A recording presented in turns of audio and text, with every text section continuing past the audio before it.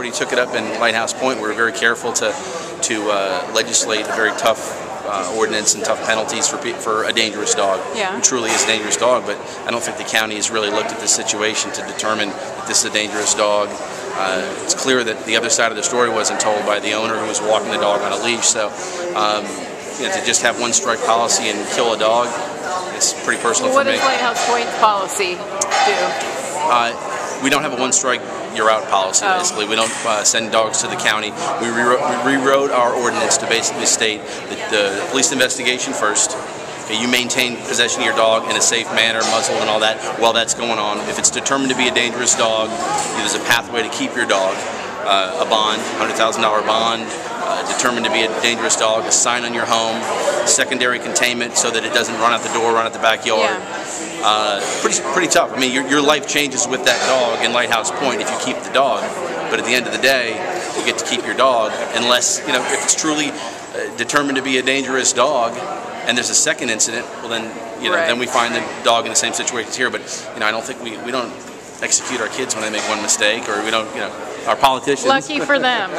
Or our politicians. Has your opponent taken a position? Has it what? Has your opponent taken a position on this? Well, it's his witness. Oh, well, then I guess that is his position.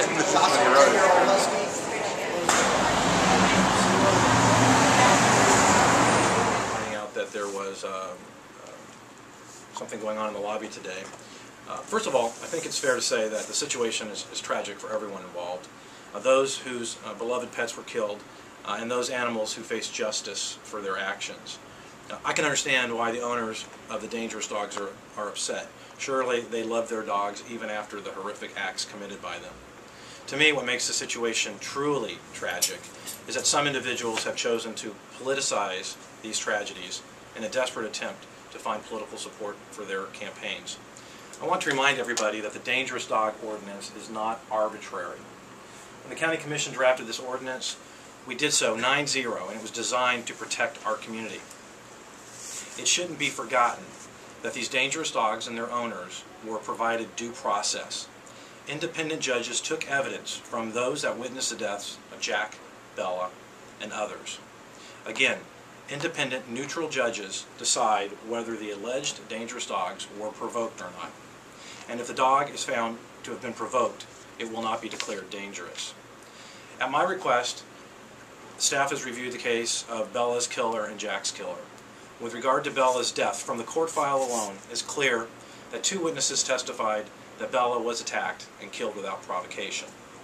With regard to Jack's death, 1 witness testified that Jack was attacked and killed without provocation. These are pictures from the court file.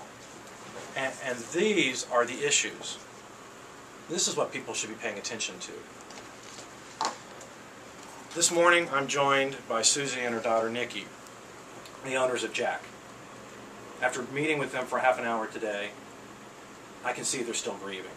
I applaud your courage being here today in support of the ordinance. Thank you both. Let me close by saying that the dangerous dog ordinance is sound public policy.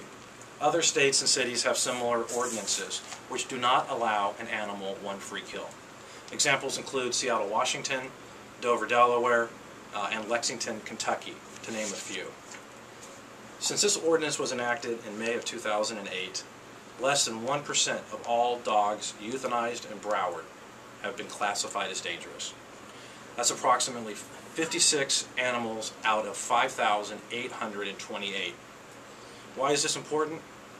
Because 99% of all euthanized animals in Broward have never killed another animal or maimed a child. The focus of our sympathy shouldn't be on the 1% of the dogs who kill other dogs or maim children.